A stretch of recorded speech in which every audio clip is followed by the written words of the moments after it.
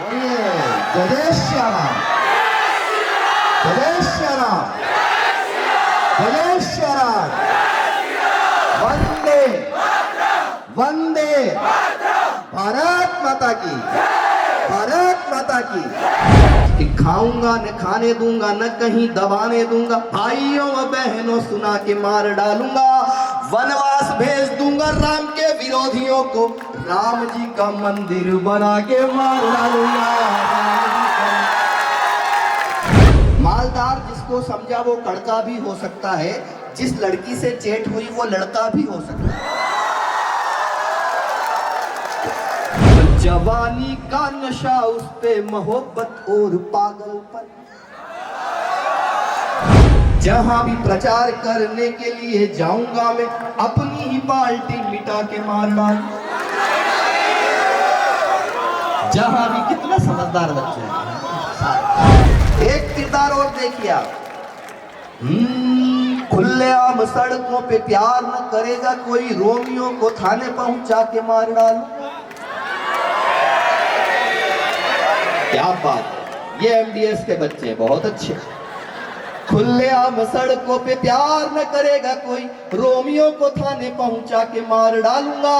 कान खोल सुन लेना, माफिया का काल हूं मैं, ऐसा बुलडोजर चला के मार डालूंगा। हम तो जिन स्कूलों में पढ़े वहां पे बॉल ठोकी नहीं जाती थी, डायरेक्ट ठोका जाता था। और गुरुजी हमको इसलिए ठोकते थे कि उनके गुरुजी ने उनको ठोक रखा होता था, तो ऐसा करके वो बदला लेते थे। मैं बेदला में जहाँ पढ़ता, पुराने महलों में स्कूल शुरू हो गए, खंडहर से महल, उनमें सरकारी स्कूल में हम तो पढ़े हुए। आप तो बहुत भाग्यशाली हो कि इतना प्यारा परिसर आपका एमडीएस का आपको मिला है। आपके माता पिताओं के लिए एक बार आप अपने सम्मान में तालियां बजाएं, जिनकी वजह से आप यहाँ बैठे हैं। यहाँ पे इतनी खूबसूरत जवान धड़कनें। मैं तो पशु मेले में कविता पाठ करने जाता हूँ, पहली बार इतने सुंदर चेहरे देख रहा हूँ, बड़ा अच्छा लग रहा है। और तुम भी सुनो समझो, हमेशा सतर्क रहो बच्चों, लड़कों। मालदार जिसको समझा वो कड़का भी हो सकता है, जिस लड़की से चेट हुई वो लड़का भी हो सकता है। थोड़ा सा हमको तो डायरेक्ट ठोकने के लिए आते थे गुरुजी स्कूल में। अच्छा, वो घर से सोच के आते आज किसको ठोकना है, घर से सोच के आते, जिसको ठोकना होता उसकी तरफ देख के मुस्कुराते, जैसे मैं इस बालक की तरफ देख के मुस्कुरा रहा। अच्छा, वो उनका एक ब्रह्म वाक्य था, वो था कि पहाड़े पूछना, तो बोलो कौन सा पहाड़ा, ऐसे आते ही मुस्कुराते थे। हमारे स्कूल में एक नीम का पेड़ था, जैसे नीम का पेड़ है इधर कहीं होगा, हाँ, वो नीम का पेड़ वर्कशॉप था, उसके नीचे बच्चों की डेंटिंग पेंटिंग होती थी। और गुरुजी का एक ब्रह्म वाक्य, चलो नीम के नीचे, चलो नीम के। अच्छा, एक दिन गुरुजी आए कक्षा में, मेरी तरफ देखा, मुस्कुराए, खड़े, सुनाओ 10 का पहाड़ा। मैंने कहा नहीं आता है। पहले पहाड़े पूछे जाते थे स्कूल में, वो सुनाओ 10 का पहाड़ा। मैंने कहा नहीं आता है। बोले चलो नीम के नीचे। उन्होंने नीम के पेड़ के नीचे ले जाकर मेरे साथ में जो सांस्कृतिक कार्यक्रम किया, यकीन मानिए एमडीएस वालों, मैं 10 दिन तक स्कूल नहीं गया, लेकिन 10 दिन के बाद जब मैं स्कूल गया तो 15 तो क्या 25 तक के पहाड़े याद करके गया। गुरुजी आए, पुनः मेरी तरफ देख के मुस्कुराए। इस बार मैं भी मुस्कुरा, मैं मुस्कुराया, वो मेरे कॉन्फिडेंस को ताड़ गए। बोले सुनाओ 27 का पहाड़। मैंने कहा नहीं आता है। बोले चलो नीम के नीचे। फिर वही 2020, मैं फिर 10 दिन तक स्कूल नहीं गया। लेकिन दोस्तों, प्यारे बच्चों, याद रखना, 10 दिन के बाद जब मैं स्कूल गया, गुरुजी ने मेरी तरफ देखा, मुस्कुराए, मैं चुपचाप खड़ा हुआ और नीम के पेड़ के नीचे चला गया। तो जवानी का नशा उस पे मोहब्बत और पागलपन। ओ क्या बात है, आप इधर से हो होती, उधर से हो होती है। ये जो नई नई लड़कियां, जो बच्चियां हैं, वो पहली बार साड़ी पहनती है ना, और साड़ी पहन के जब चलती है ना, अच्छा, जब जींस पहनने वाली बच्चियां साड़ी पहनती है तो पता लग जाता है कि जींस पहनती है, पहली बार साड़ी पहनी इसने। तो कमाल जिस तरह से आई, वो भी अपने आप में बड़ा युद्ध स्तर का काम होता है कि साड़ी पहन के ढंग से चल जाना। मैं आपकी साड़ियों को भी प्रणाम करता हूँ। जवानी का नशा उस पे मोहब्बत और पागलपन, उम्र के मोड़ का एक खूबसूरत दौर पागलपन, समझ कर लाख समझाए समझ में कुछ नहीं आता, जरा दिल धड़क जाए तो उसे तालियों की शक्ल में तब्दील करना। समझ कर लाख समझाए समझ, रुक जाओ सुन लो पहले। समझ कर लाख समझाए समझ में कुछ नहीं आता, इधर इस ओर पागलपन उधर उस ओर पागलपन, इधर इस ओर पागलपन।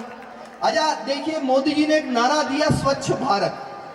ये जितने लड़के हैं ये स्वच्छ भारत के साथ में हैं, लड़कियां बिल्कुल नहीं। मैं तर्क देता हूं, मोदी जी ने नारा दिया था स्वच्छ भारत। याद कीजिए, आप लोग सैलून जाते हैं, बाल कटवाने के लिए जाते हैं ना, तुरंत घर पे आके नहाते हैं। ये लड़कियां ब्यूटी पार्लर जाती है, घर आती है, नहाना था दूर मुंह तक नहीं धोती है। तो हम तो हाँ बिल्कुल। तो मैं एक ऐसी कविता सुना रहा हूं जो कविता नहीं, आईक्यू टेस्ट है। इसमें कविता सुनते सुनते आपको ये बताना है कि मैं किसके बारे में कह रहा हूं, है ना। ये आपकी भी परीक्षा है। अगर नहीं भी समझो तो अपना मुंह ऐसे कर लेना कि पास वाले लड़के को या लड़की को पता लग जाए कि तुम्हें समझ में आ रहा है। ऐसा करना पड़ता है। दिल्ली भी हमारी, पंजाब भी हमारा, अब धरने पे धरना लगा के मार डालूंगा। समझे? नहीं समझे? थोड़े थोड़े समझे, थोड़े थोड़े नहीं समझे। ऐसा मुंह बना लो, वीडियो हो रहा है, आप सब समझ गए। दिल्ली भी हमारी, पंजाब भी हमारा, अब धरने पे धरना लगा के मार डालूंगा। मुफ्त में मिलेगा पानी, बिजली, दवाई मुफ्त, भारत को श्रीलंका बना के मार डालूंगा, भारत को श्रीलंका। ऐसे नहीं, अगर समझ में आ जाए दोनों हाथ हवा में उठा के तालियां बजा के बताओ कि आपके समझ में आ गया। एक किरदार और देखिए आप। खुलेआम सड़कों पे प्यार न करेगा कोई, रोमियो को थाने पहुंचा के मार डालूंगा। क्या बात है, ये एमडीएस के बच्चे बहुत अच्छे। खुलेआम सड़कों पे प्यार न करेगा कोई, रोमियो को थाने पहुंचा के मार डालूंगा। कान खोल सुन लेना, माफिया का काल हूं मैं, ऐसा बुलडोजर चला के मार डालूंगा। मुझे तो यहाँ बहुत पहले आ जाना चाहिए था। मैं भी प्रतीक्षा करता हूँ वर्ष में एक बार जब खाली होता हूँ, यहाँ आपका ये महफिल सजी होती है। सोमानी साहब, आज जितेंद्र जी सोमानी जो भाई हैं वो भी, बड़े भैया वो भी आए हुए, पूरा परिवार जो है ये उदयपुर में। आप बहुत भाग्यशाली है। अपने विद्यालय के लिए जरा एक बार तालियां बजाइए जहाँ आप पढ़ते हैं, शिक्षा लिया जी। एक किरदार और देखें आप। संकट पड़ा यदि तो सलवार पहन, संकट पड़ा यदि तो, नहीं आया समझ में, संकट पड़ा यदि तो सलवार पहनूंगा, स्वदेशी हूँ विदेशी चबा के मार डालूंगा। अगली पंक्ति पे समझ जाओगे मेरा दावा है। संकट पड़ा यदि तो सलवार पहनूंगा, स्वदेशी हूँ विदेशी चबा के मार डालूंगा। शत्रुओं से नित्य ही कराऊंगा कपाल भाती, एक आंख अपनी दबा के मार डालूंगा। समझ गए इसका मतलब। अब तक आपको चौथी पंक्ति थोड़ा जोर लगाना पड़ा दिमाग पे। कौन है, किसके बारे में पढ़ रहे हैं, क्योंकि मैंने नाम नहीं बताया। इसलिए नाम नहीं बताया क्योंकि एक शमशान घाट पे लिखा हुआ था मृत्यु अटल है। एक कांग्रेसी वहां पहुंच गया, बोले अच्छा यहाँ भी बीजेपी। उसने नीचे लिख दिया मृत्यु न अटल है न आडवाणी है, हमारी मृत्यु तो राहुल गांधी है। तो मैंने कहा नहीं गलत बात है, किसी का नाम नहीं लेना चाहिए। तो इसलिए मैंने एक ऐसी कविता लिखी, मैं इस कविता में किसी का नाम नहीं लेता हूं। लेकिन अब आपको चौथी पंक्ति तक का इंतजार नहीं करना पड़ेगा, क्योंकि पहली ही पंक्ति में आपको पता लग जाएगा मैं किसके बारे में कह रहा हूं। खाऊंगा न खाने दूंगा, न कहीं दबाने दूंगा। आए, खाऊंगा न खाने दूंगा, न कहीं दबाने दूंगा, भाई और बहनों सुना के मार डालूंगा। कितने अच्छे आप, जितना अच्छा गाते हैं उतने अच्छा ये हो कर रहे थे। खाऊंगा न खाने दूंगा, न कहीं दबाने दूंगा, भाइयों व बहनों सुना के मार डालूंगा। इस बार हमने 22 जनवरी को दीपावली मनाई थी, एक उत्सव मनाया था। 2 पंक्तियां उस तक पहुंचाना चाहता हूं। और मैं पहली बार ये कह रहा हूं कि मैं आपकी तालियां हवा में लहराती हुई अगली पंक्ति पे देखना चाहता हूं। सुनिए कि खाऊंगा न खाने दूंगा, न कहीं दबाने दूंगा, भाइयों व बहनों सुना के मार डालूंगा। वनवास भेज दूंगा राम के विरोधियों को, राम जी का मंदिर बना के मार डालूंगा।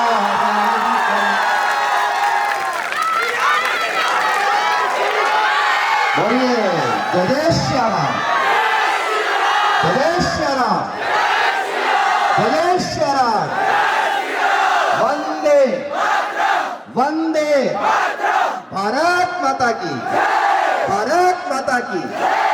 आंदोलन समाप्त। अब इस पूरी कविता में एक किरदार ऐसा था दोस्तों कि अगर उस किरदार पे मैं नहीं लिखता तो ये कविता अधूरी रह जाती। अब आपकी परीक्षा थोड़ी बड़ी है क्योंकि आप बड़े हो गए हैं, अब आप बड़ों की श्रेणी में हैं। ये किरदार अगर आप समझ जाएंगे तो मेरा लिखना सार्थक हो जाएगा, आपका सुनना सार्थक हो जाएगा। और जो बच्चे कविताएं लिखे मुझे इंस्टाग्राम पे, फेसबुक पे फॉलो कीजिए। हो सकता है आप में से कोई बड़ा कवि निकल के मेरे पास में आए, मुझे भी अच्छा लगेगा कि यहाँ से कोई कवि निकल के आया, कोई कवियत्री निकल के आई।